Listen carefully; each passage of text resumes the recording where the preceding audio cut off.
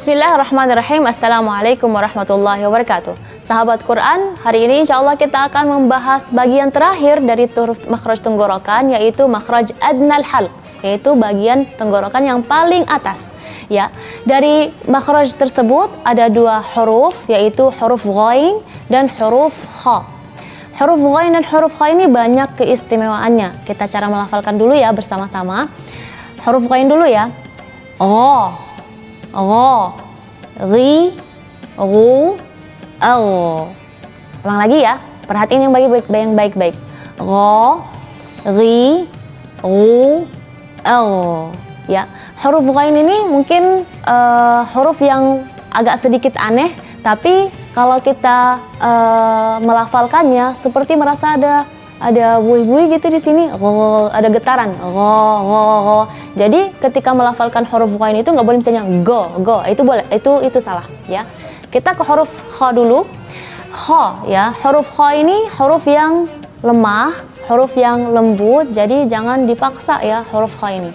Kha, khi, hu, akh. Kita ulang lagi ya, dan perhatian bersama-sama. Kha, khi, hu, akh. Baik.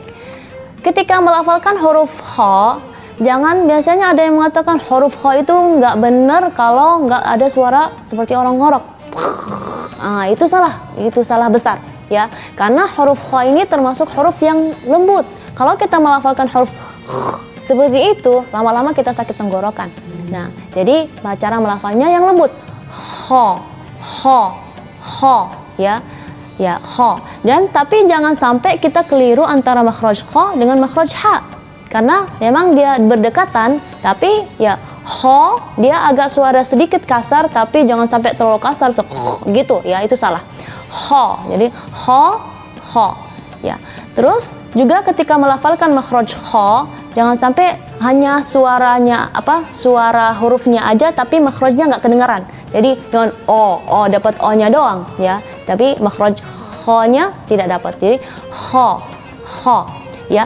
Di makhraj ghain perlu kita diperhatiin ya ketika melafalkan huruf ghain. Yang sering terjadi itu ketika melafalkan huruf ghain itu dijadikan huruf ghain itu seperti huruf G. Ya, itu salah. Jadi misalnya ghairil maghdubi. Sedangkan huruf ghain ini termasuk huruf yang lembut.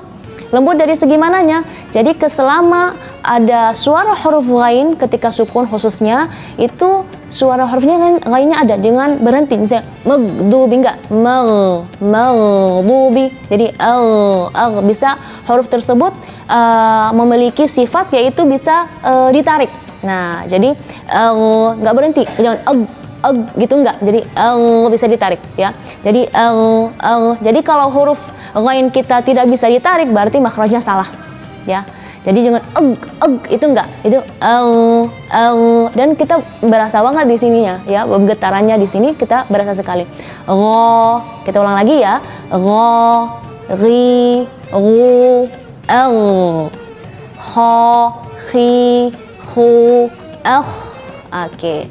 Ya, dan ketika melafalkan huruf ghain dan huruf kha, ketika misalnya khususnya ketika sukun, huruf ghain itu tidak boleh terlalu tekan. Kalau terlalu tekan dia akan terlalu keras gitu. Sama seperti huruf kha ya. Kalau kha hurufnya yang lembut kita dikeraskan, ini gitu enggak. Jadi dia suara hurufnya lebih santai, lebih kita bisa ditarik seperti itu. Jadi ada sedikit waktu yang perlu kita perhatikan ketika kita melafalkan huruf kha dan ghain, khususnya ketika sukun. Tapi kalau dia berharakat tidak apa-apa. Kha, gha, ya, khi, hu, ri, ru, ya, itu tidak apa-apa. Dan ketika melafalkan huruf kha, ya, perhatikan jangan sampai, tadi saya sudah sampaikan, jangan sampai ada seperti suara orang ngorok ya, karena itu sudah sangat terkenal sekali. Kalau kha itu harus ada seperti itu. Itu salah, yang perlu kita berusaha untuk menyebarkan ilmu ini ya, supaya teman-teman yang baca huruf kha-nya seperti itu berusaha untuk diperbaiki. Kita akan baca sama-sama surat Al-Lail. Di antara ayat di surat Al-Lail ini ada huruf kha dan huruf ghain dalam satu ayat yang sama. Ya, kita baca sama-sama dan perhatikan huruf kha dan huruf ghainnya. A'udzu billahi minasyaitonir rajim. Bismillahirrahmanirrahim. Wa amma man bakhila wastaghna. Wa amma man bakhila wastaghna. Wa amma man bakhila wastaghna. Shadaqallahul azim. Perhatikan tadi ketika membaca kha langsung bakhila. Terus ketika melafalkan huruf ghain, khususnya ketika sukun, kita ada agak sedikit menarik huruf ghain.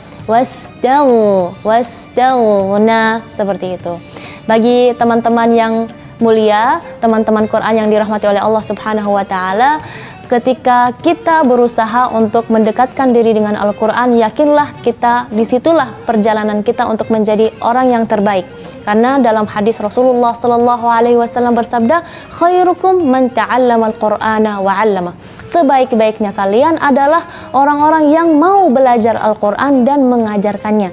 Jadi ketika kita sudah ada niat dan sudah kita melangkah untuk belajar Al-Quran, khususnya huruf-huruf Al-Quran, insya Allah kita termasuk dalam golongan orang yang terbaik. Mudah-mudahan sahabat Quran tetap semangat untuk latihan, untuk banyak praktek ya membaca Al-Quran supaya kita insya Allah mendapatkan kebaikan tersebut.